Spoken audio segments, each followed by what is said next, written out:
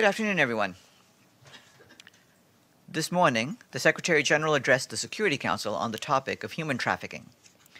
He told the Council that stopping human trafficking, sexual exploitation, forced labor, and modern slavery is a collective responsibility. These activities, he said, are being committed in the shadows and constitute serious abuses of human rights and may amount to war crimes and crimes against humanity. He pointed to the recent news reports of African migrants being sold as goods in Libya. The Secretary General urged the Council to protect the human rights and dignity of migrant populations by bringing perpetrators to justice, increasing humanitarian aid, and helping Libyan authorities to strengthen their capacity to protect vulnerable populations. He added that there is also an urgent need to create more opportunities for regular migration and preventing situations that lead to human trafficking by addressing poverty and exclusion in line with the 2030 Agenda for Sustainable Development. His full remarks are available online.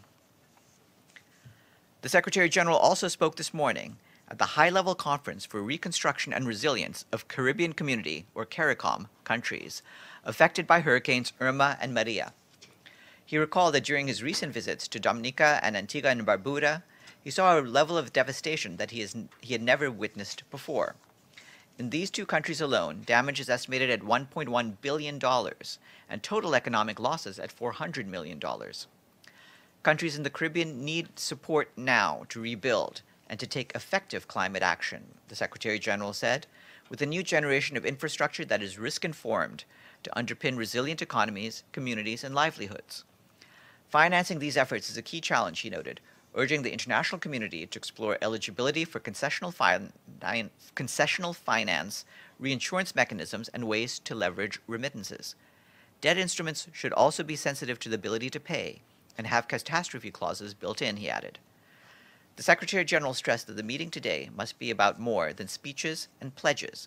It is an opportunity to forge a partnership for a better future and to deepen a vision for recovery that puts people at its center. We have sad news from Mali. The UN mission in the country said today that a Chadian peacekeeper who had been injured during an attack in Kidal region on the 26th of October died on Sunday. He had been quickly evacuated to Dakar for medical treatment following the attack on his convoy, but has died from his wounds. The special representative of the Secretary General in Mali, Mohamed Saleh Anadif, paid tribute to the peacekeeper who died in the service of peace. We join him in extending our condolences to his family and to the government of Chad. Following the Iraq Federal Supreme Court's decision yesterday concerning the Kurdish independence referendum, the UN Assistance Mission for Iraq urged the authorities of the Kurdistan region of Iraq to acknowledge and respect this ruling of the Federal Supreme Court and the Constitution. UNAMI urges the federal government and the Kurdistan regional government to start negotiations without delay, based on the Constitution, on all current issues between the two governments. The UN mission reaffirms its opposition to the threat of use of force, inflammatory statements, or confrontational actions, especially at this time when the issue of the referendum has found its resolution based on full respect for the Constitution. And the mission commends the pivotal role played in this respect by the Federal Supreme Court. The full press release is online. Ali al-Zattari, the UN resident and humanitarian coordinator in Syria, is appalled by the two mortar shells hitting Syrian Arab Red Crescent warehouses in QUNEITRA in southern Syria. The United Nations stands ready to support the Syrian Arab Red Crescent in repairing the warehouse and replenishing the destroyed aid to avoid any interruption of humanitarian activities in the area. We also continue to be alarmed at the escalated violence in East Ghouta and Damascus, which has resulted in dozens of civilian deaths and hundreds of injuries, many of them for being women and children. And today, the 2018 Syrian Humanitarian Needs Overview was released, reflecting the humanitarian community's shared understanding of the ongoing crisis inside Syria. It includes the most pressing humanitarian needs and the estimated number of people who need assistance. Close to 7 years on, the scale, severity, and complexity of needs across Syria remains overwhelming. Some 13.1 million women, children, and men require humanitarian assistance, according to the overview. As of today, 32 humanitarian flights into Yemen have been canceled, and the Syrian-led coalition has not been responding to new UN humanitarian air service flight requests. As a result of the blockade, the humanitarian air service is only able to operate flights to Aden. Humanitarian staff have been unable to move in or out of Sana'a since the blockade went into effect. A report by the UN Human Rights Office and the African Union UN Hybrid Operation in Darfur, UNAMID, is calling on the Sudanese government to pursue effective, transparent, and durable policies to enable the 2.6 million people internally displaced by the conflict in Darfur to return home voluntarily or to reintegrate into host communities. The report notes that despite a ceasefire between the government and various armed opposition groups, violence against internally displaced people continues to be widespread and impunity for human rights violations persists. It details the situation of IDPs from January 2014 to December 2016, a period marked by a government military campaign that led to mass civilian displacement. The report says there are reasonable grounds to believe that the military operations resulted in serious violations of human rights law and international humanitarian law. The full report is online. Dag Nylander, the personal representative of the Secretary General on the border controversy between Guyana and Venezuela, facilitated discussions between Carl Greenidge, Vice President and Minister of Foreign Affairs of Guyana, and Jorge Ariaza, Minister of Foreign Affairs of Venezuela, here in New York on the 19th and 20th of November. The foreign ministers and their delegations explored options for a full agreement for the solution of the controversy. They also reaffirmed their commitment to the good offices process and reiterated that their governments will remain actively engaged with the personal representative. We issued a note to correspondence on this just now. Today is World Television Day, which seeks to highlight the impact that TV has on decision-making by bringing the world's attention to conflicts and threats to peace and security, as well as other pressing economic and social issues. To mark the day, at 1:30 p.m. in Conference Room 4, there will be a panel showcasing collaborations between the TV industry and international organizations. And following my briefing, we'll have Brendan Verma, the spokesperson of the President of the General Assembly, here to brief you. And then we expect Italian Undersecretary of State for Foreign Relations and International Cooperation, Vincenzo Amendola, along with the Special Rapporteur on Trafficking in Persons, especially in women and children, Maria Grazia Giamarinero, to speak to you at the Security Council stakeout following their briefing to the Council. And then tomorrow at 11 a.m. in this room, Chantal Lin-Capiche, Chief of the UNCTAD New York office, will be here to brief you on the 2017 report on the least developed countries. That's it. Anything for me? Yes, Sherwin. Farhan, what is the Secretary General's reaction to the resignation of President Robert Mugabe of Zimbabwe, and what is his message to the people of Zimbabwe at this time? Well, the message is actually a very simple one. Obviously, we take note of the announcement of the resignation, but the Secretary General encourages all Zimbabweans to maintain calm and restraint. If I could follow up, President Mugabe has been a regular feature at the United Nations for decades. He was in power for 37 years. Isn't there a broader message that the Secretary General, given previous statements from that podium in terms of term limits for presidents and prime ministers, is there not a broader message that speaks to the longevity of President Mugabe and whether that is good or bad? Well, I don't want to get into any abstract philosophical discussions. Obviously, it's more your role to analyze what the impact of this will be. From our standpoint, of course, this Secretary General and his predecessors have made clear that we expect all leaders to listen to their people. That is a cornerstone of every form of government and needs to be followed in every continent and in every nation.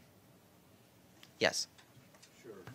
Thanks a lot. I wanted to ask you about, there was an indictment yesterday by the U.S. Attorney for the Southern District of New York that's very, I would say, call it UN-related. A company called China Energy Fund Committee was, as alleged, funneled $500,000 bribes to Sam Kutesa, former president of the General Assembly.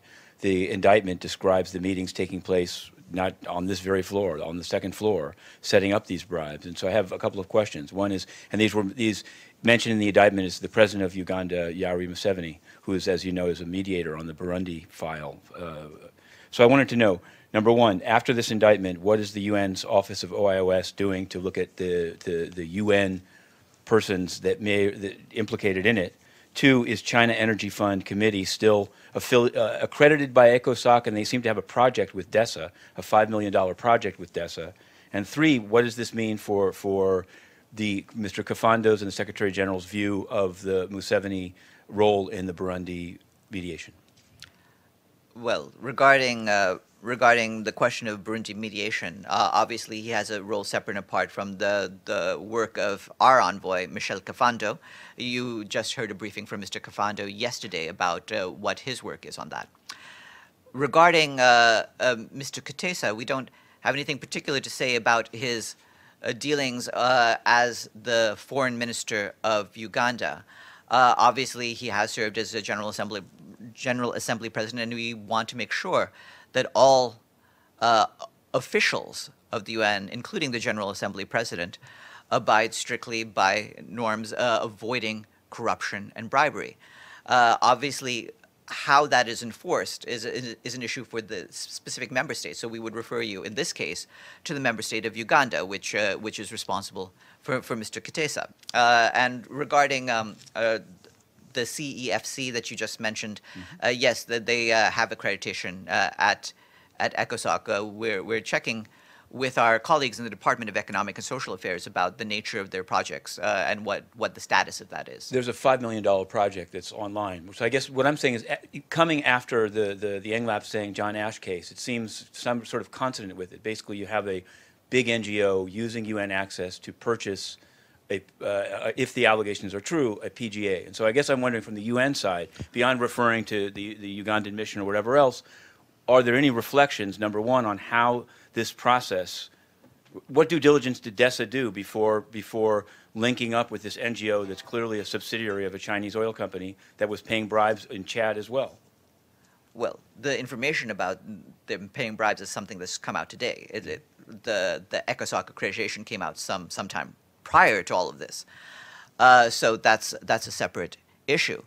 Regarding the sort of probity we expect from officials, including General Assembly presidents, of course, we know that they belong to member states, but we want them to uphold the highest standards. This is something we made clear during John Ash's time. This is something we're making clear now. And of course, I believe my colleague Brendan will have more to say about the presidency of the General Assembly regarding this. But again, these are issues that the member states themselves will need to take responsibility for. These are officials of member states. These are not staff of the United Nations. Yes. Yeah, thank you, Farhan. You mentioned that Sana'a airport remains closed and no access for it. How about Hodeidah and Salif? Is there any breakthrough in this respect? And what are you doing? If not, what are you doing with the members of the alliance, the Saudi-led alliance, influential members like the United States, Britain, and others? Are they exercising any influence on Saudi Arabia to open these seaports? We're in touch with the various member states who may have influence, trying to see what we can do to get the seaports opened. So far, neither Hodeidah nor Al Salif has been opened for the sort of activity that we need. This is now the 16th day of this closure. It's a very serious crisis.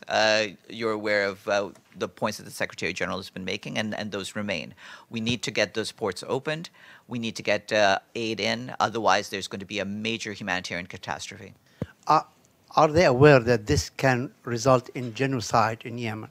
We are talking about millions of people are risking losing their lives as a result of this blockade. We've warned that as many as 7 million people will not get the food that they otherwise need. That's a huge amount, and it's a major crisis. Yes.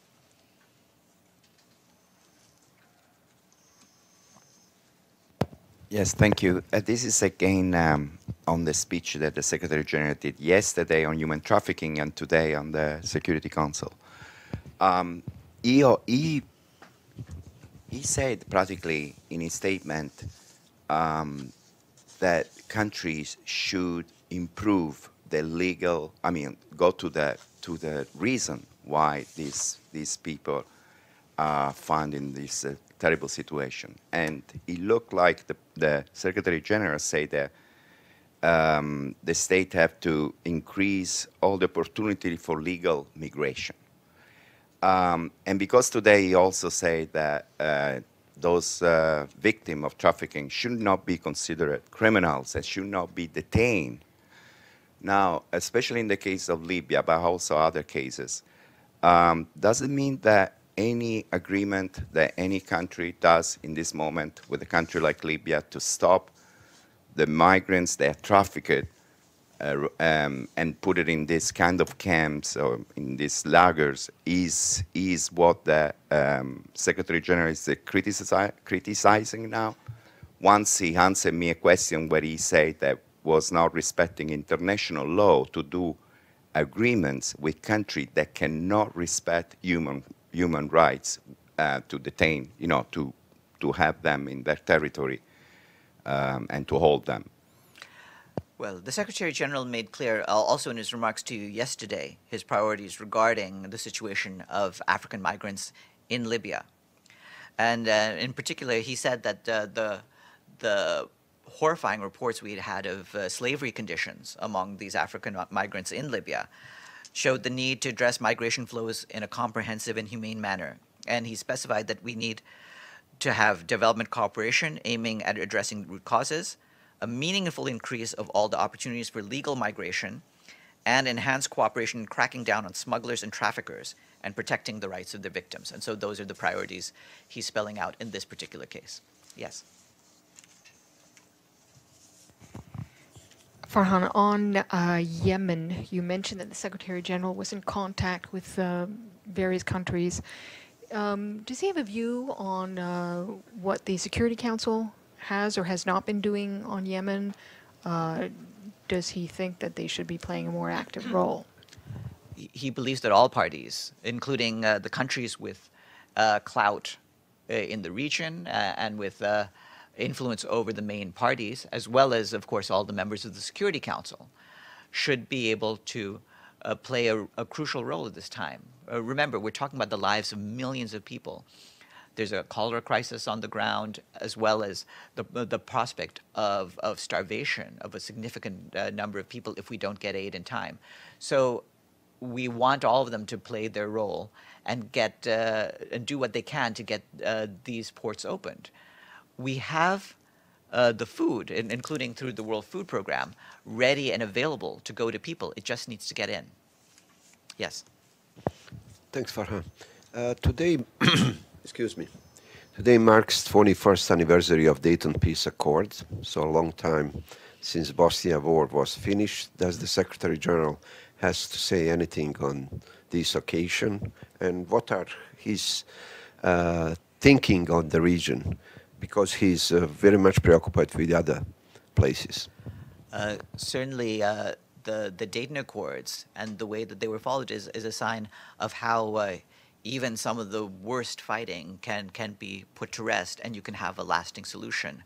Obviously, there are still many concerns that remain in the region, but the adherence to the Dayton principles has allowed for a level of peace and a level of recovery and reconstruction in Bosnia, in Croatia, in all the various parts of the former Yugoslavia. And for our part, we've assisted in the effort to try and ensure that the region can rebuild. And we've also, of course, through the International Criminal Tribunal for the former Yugoslavia, assisted with efforts at accountability. Yes. Yeah.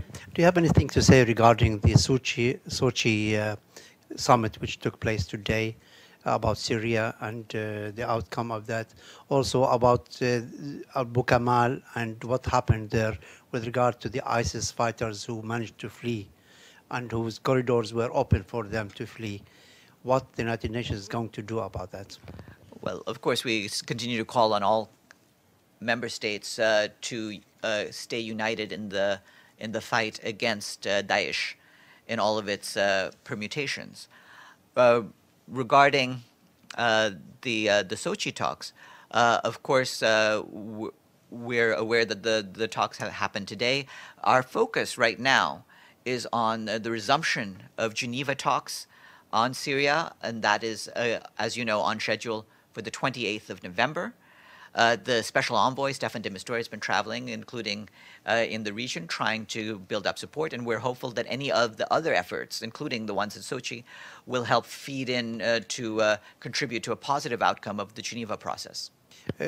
How does the resignation of many of the Syrian opposition in Riyadh will impact the outcome of the Geneva or the Geneva process itself? Well, for us, what we want to do is to make sure that all of those who show up in Geneva come there ready to negotiate. So whoever appears from the side of the opposition as from the government should be ready to participate. Just a quick follow-up. Sorry, well, there's so many more others questions. have been given similar. No, you've had several in a row. follow-ups. Yes, Linda. Thank you, Farhan. Turning to another part of the world, regarding Ukraine, I was wondering if there's been any movement in terms of the political process and what the status of humanitarian conditions are. I mean, have they improved, status quo, that kind of thing? Well, as you're aware of the Minsk process, and we continue to be engaged in that and encourage it to make progress. Yes. Yes. Farhan, I wanted to ask about Western Sahara because the new envoy is coming to the Security Council tomorrow. Will he be addressing the press at some point? And also, could you confirm that during his tour in the region, he did not go to Layun, to the headquarters of MINURSO? I don't believe that was in his stops. He will give a briefing to the council, and we'll make an inquiry whether Mr. Kohler will come to the stakeout afterwards. We'll check. Yes. Sure. I wanted to ask you about some new sexual abuse and exploitation, I guess, allegations. Many of them seem to be against the Tanzanian battalion in MONUSCO in the DRC, but there's one that's listed against a civilian international, and it's listed as child rape, and it says UN pending. And I wanted to, I guess, get some more information. Number one, is that all the information, in the spirit of disclosure, is that all the information that the UN can give on a case of alleged child rape by a civilian staff member? Two, can you say, if you won't say the nationality of the staff member, whether it's a fund, program, or agency, or just some further identifiers? And if not, when will this information be made available?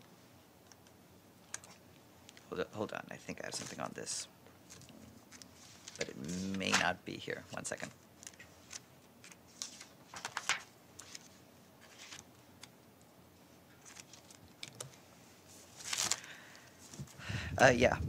What I can say on this is the following.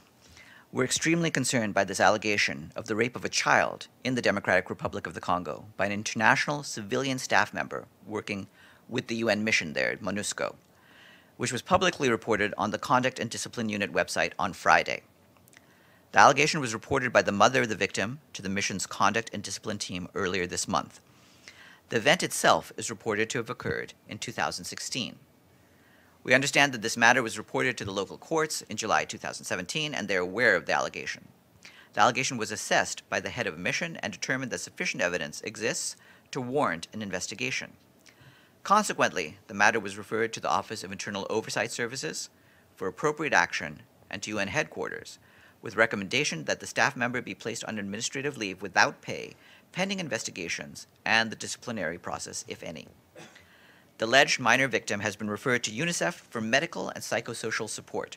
The mission will continue to monitor her well-being and maintain appropriate contact to ensure that her needs are met by the service provider as necessary. Thanks. Has the official Jane Connor, the victim's advocate, taken any action in this case? The actions that we have to report on are the ones that I've just mentioned. Yes. Yeah, going back to this change of leadership of the opposition of Syria, how does it impact the overall negotiations if these leaders keep changing all the time, and the influence of countries like Saudi Arabia and other countries on choosing who represents the Syrians or not? How will that influence the work of Mr. de Mistura? Does it help him, or does it adversely affect him? We don't have a comment to make on how the opposition chooses to decide its leadership. That's an issue for them. So please ask them. What we want to make sure is that all of those who come to the talks come ready to talk and negotiate with each other. But do you feel that they are elected in a good manner, in a proper manner? That's really not a question for us. Yes. Thanks a lot. To ask a question about Cameroon, there's in the southwest region, a video emerged basically of authorities ordering people out of their cars and to walk on their knees, very much to humiliate them, etc. And so people, they've wondered, like, what's the status of the UN's call for dialogue, since they don't see this as dialogue? And number two, they've seen that the Swiss ambassador has said publicly that he visited the area and is very concerned. So the question I guess I had is whether Francois Fall in his various visits, has he actually gone to those regions of the country? Does he have an intention to go? Has he requested to go but been rebuffed? How can it be that the ambassador of a country based in Yaoundé has greater access than the UN UNOCA representative? Well, Mr. Fall works out his itinerary with the authorities as he can. Whenever we have further travel by him to announce it, we will. Yes. Farhan, I just wanted to come back to Zimbabwe, whether or not the Secretary General had a view on how this resignation unfolded, the role of the region. Were there any concerns about how it happened? I don't have anything further beyond what I've said. As you're aware, in the past days, we made clear the Secretary General's support for regional efforts to assist in resolving the situation, particularly through the Southern African Development Community. And with that, come on up, Brendan.